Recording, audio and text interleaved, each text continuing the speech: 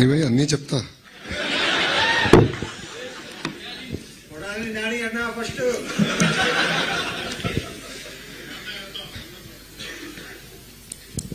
వేదిక మీద ఉన్న పెద్దలు గౌరవ ముఖ్యమంత్రి శ్రీ నారా చంద్రబాబు నాయుడు గారికి, అదేవిధంగా 53 రోజులు అక్రమ కేసు పెట్టి చంద్రబాబు నాయుడు గారు బంధించినప్పుడు నేను ఢిల్లీకి వెళ్తాం జరిగింది.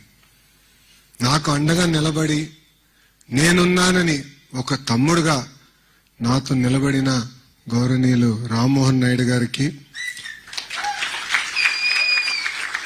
ఒక యజ్ఞంగా ఆంధ్ర రాష్ట్ర యువతి యువకులకి పెద్ద ఎత్తున 20 లక్షల ఉద్యోగాలు కల్పించాల లక్ష్యంతో నాతో పనిచేస్తున్న గౌరవనీయులు టీజీ భరత్ గారికి,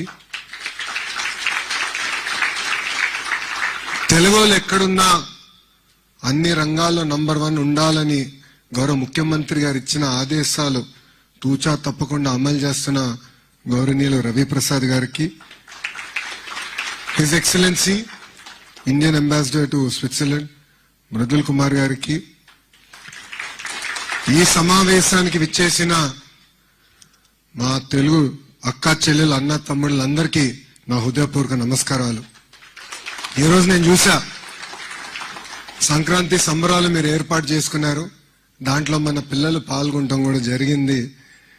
సముద్రాలు దాటిన మన సాంప్రదాయాలు మీరు మర్చిపోలేదు.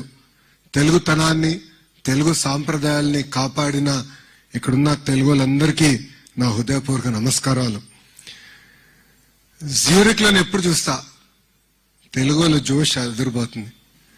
జర్మనీ నుంచి వచ్చిన వారు ఉన్నారు, డెన్మార్క్ నుంచి వచ్చిన వారు ఉన్నారు, స్విట్జర్లాండ్ లో కూడా ఉన్నారు. సుమారుగా 20 దేశాల నుంచి ఈరోజు గౌరవ ముఖ్యమంత్రి శ్రీ నారా చంద్రబాబు నాయుడు గారు కలిసేదానికి మీరందరూ పెద్ద ఎత్తున ఈ కార్యక్రమాల్లో పాల్గొనడం జరిగింది.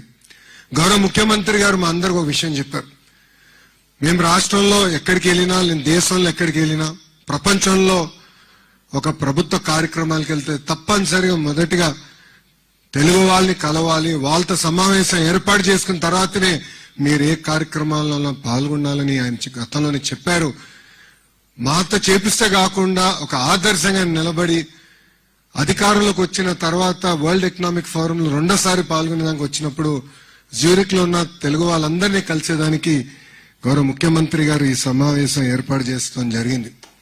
వాస్తవంగా చెప్పాలంటే ఈ సమావేశం ప్రజాప్రభుత్వానికి ఒక అదృష్టం లాంటిది. ఎందుకంటే కరెక్ట్ గా సంవత్సరం క్రితం ఇలాంటి సమావేశం ఏర్పాటు చేసుకున్నాం. ఇప్పుడే రాము చెప్పినట్లు మనకు తెలీదు పెట్టుబడులు వస్తాయా, ఎలాంటి పరిస్థితులు ఉంటామని.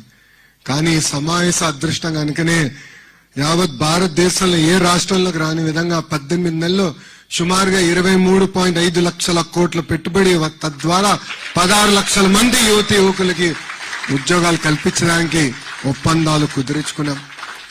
పెద్దలు చెప్పినట్లు భారతదేశంలో 100 రూపాయలు పెట్టుబడి వస్తే దాంట్లో 25.3 రూపాయలు ఈ రోజు ఆంధ్ర రాష్ట్రానికి వస్తుందంటే, నంబర్ 1 లో ఉన్నామంటే దానికి కారణం మన గౌరవ ముఖ్యమంత్రి శ్రీ నారా చంద్రబాబు నాయుడు గారు.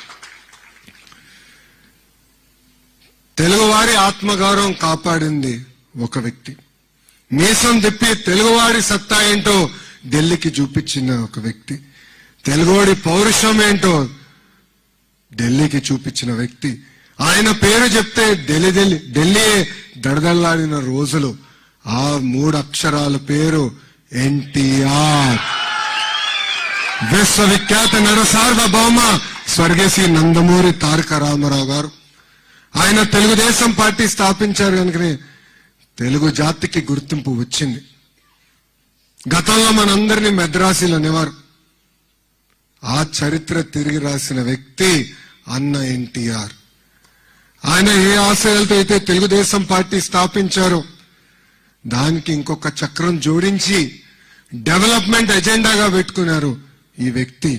అప్పట్లో ఐటీ అని, ఇప్పుడు ఏకంగా క్వాంటమ్ అని మనందరినీ ముందుకు నడిపిస్తున్నారు.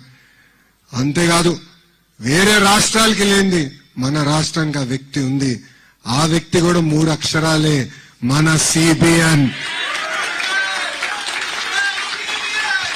2024 ఎన్నికల ముందల చాలా మంది నన్ను అడిగారు, ఆంధ్ర రాష్ట్రం ఇప్పటికీ నష్టపోయింది. 5 సంవత్సరాలు పరిపాలనలో మనం 30 సంవత్సరాలు వెనక్కి వెళ్ళిపోయామే.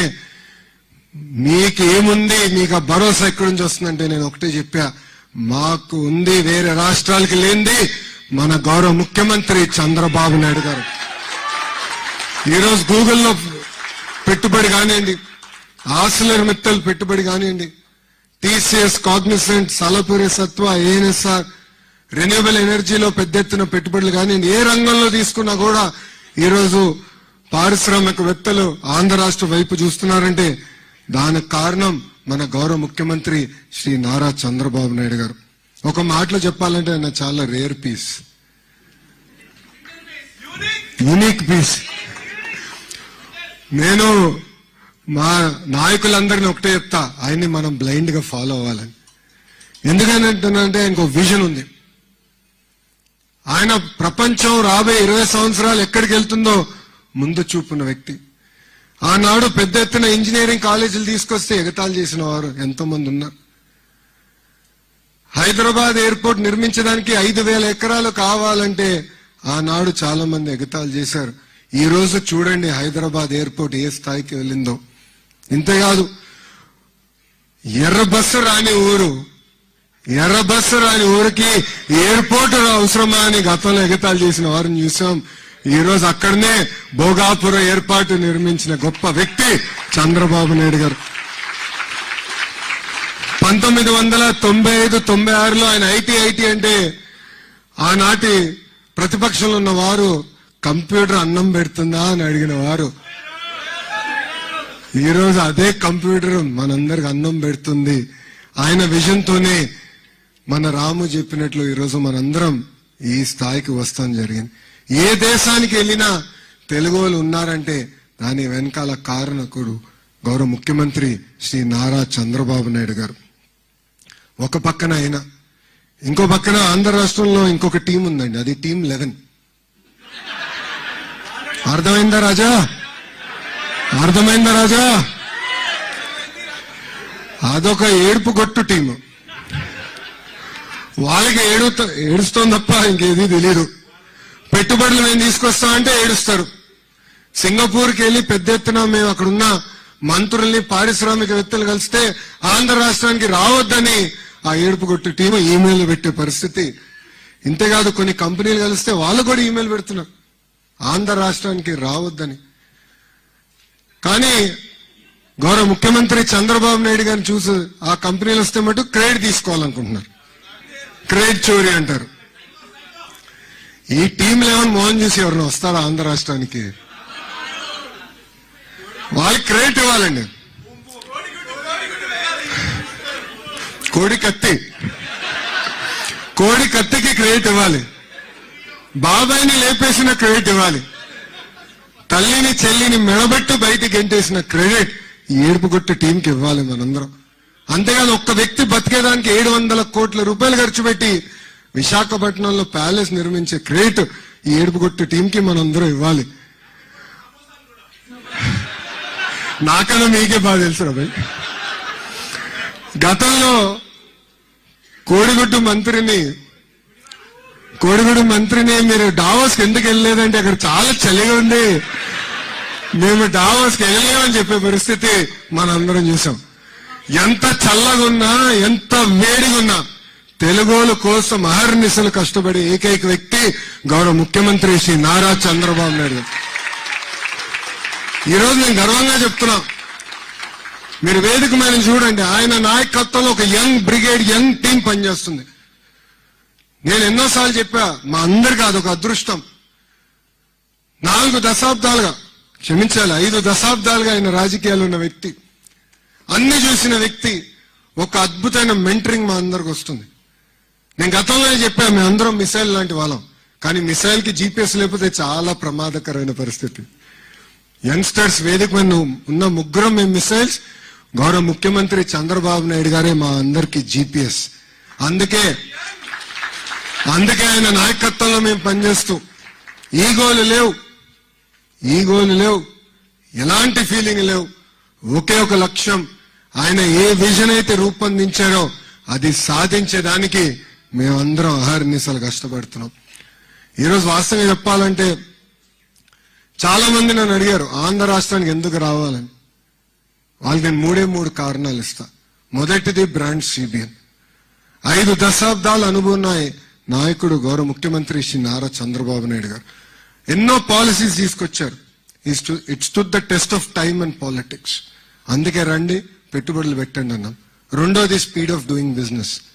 ఒక జూమ్ కాల్ అనండి, ఒక వాట్సాప్ మెసేజ్ అనండి, అహర్నిశలు పారిశ్రామికవేత్తలకు అందుబాటులో ఉంటూ వాళ్ళకి ఎలాంటి సమస్య లేకుండా ఈ పెట్టుబడులన్నీ గ్రౌండ్ చేసే లక్ష్యంతో నాతో పాటు మన టీజీ భరత్ గారు పనిచేస్తున్నారు. ఆ స్పీడ్ ఆఫ్ డూయింగ్ బిజినెస్ వల్లనే ఈరోజు పెద్ద ఎత్తున ఆంధ్ర రాష్ట్రానికి పెట్టుబడులు వస్తున్నాయి. మూడోది డబుల్ ఇంజిన్ సర్కార్. భారతదేశంలో ఎన్నో డబుల్ ఇంజిన్ సర్కారులు ఉన్నాయి, కానీ కేవలం ఒకే ఒక ఆంధ్ర రాష్ట్రంలో డబుల్ ఇంజిన్ బుల్లెట్ ట్రైన్ సర్కార్ ఉంది. ఢిల్లీలో గౌరవ ప్రధానమంత్రి నరేంద్ర మోడీ గారి నాయకత్వంలో ఆంధ్ర రాష్ట్రంలో గౌరవ ముఖ్యమంత్రి శ్రీ నారా చంద్రబాబు నాయుడు గారు ఒక పక్కన, ఇంకో పక్కన నాకు అన్న సమానమైన పవన్ అన్న, ముగ్గురు కలిసికట్టుగా ఆంధ్ర రాష్ట్రాన్ని ముందలు తీసుకెళ్తున్నారు ఒకే ఒక లక్ష్యంతో. ఇప్పటికీ చాలా నష్టపోయాం. ఆంధ్ర రాష్ట్ర విభజన జరిగి ఇప్పటికీ 12 సంవత్సరాలు అయింది. ఇంకా ఆ విభజనలో మనం పడుతున్న ఇబ్బందులకి ఇప్పుడు కూడా మనం ఎదుర్కొంటున్నాం. ముందరికి వెళ్లాలనే లక్ష్యంతో ముగ్గురు కలిసికట్టుగా వచ్చి ఈ రోజు ఆంధ్ర రాష్ట్రాన్ని ముందలు తీసుకెళ్తున్నారు. విశాఖ ఉక్కుని కాపాడుకున్నాం. విశాఖ రైల్వే జోన్ ఏర్పాటు చేసుకున్నాం. తొందరలో కర్నూలులో కూడా హైకోర్టు బెంచ్ ఏర్పాటు చేయబోతున్నాం. పోలవరం పనులు కూడా పెద్ద ఎత్తున పరిగెత్తిస్తున్నాం. ఆగిపోయిన అమరావతి పనులు కూడా మీరందరూ చూసుంటారు ఎంత స్పీడ్ గా ఈరోజు పరిగెత్తిస్తున్నారు. వాస్తవంగా చెప్పాలంటే రాష్ట్రానికి అవసరమైన ఆక్సిజన్ గౌరవ ప్రధానమంత్రి శ్రీ నరేంద్ర మోడీ